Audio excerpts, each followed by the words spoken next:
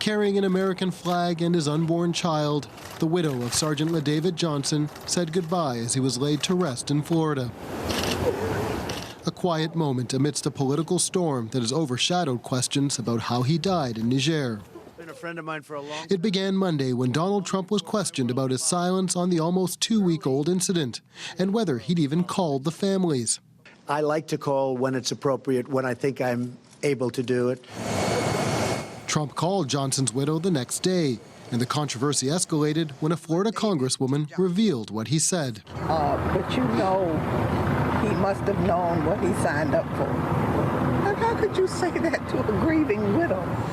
For days, Trump, the White House spokeswoman, and the chief of staff, John Kelly, a former general, all criticized the congresswoman, though they essentially confirmed her account. The White House has handled this pretty ineptly from top to bottom.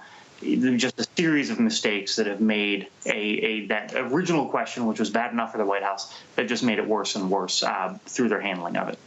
That original question, what happened in Niger?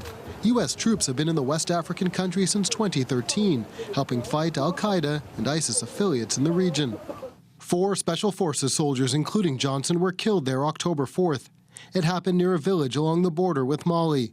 The soldiers were ambushed by up to 50 militants. Sergeant Johnson was somehow separated and killed.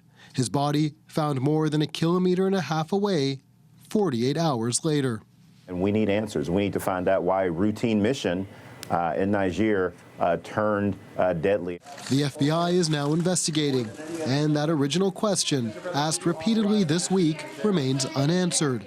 What did the president know about the mission?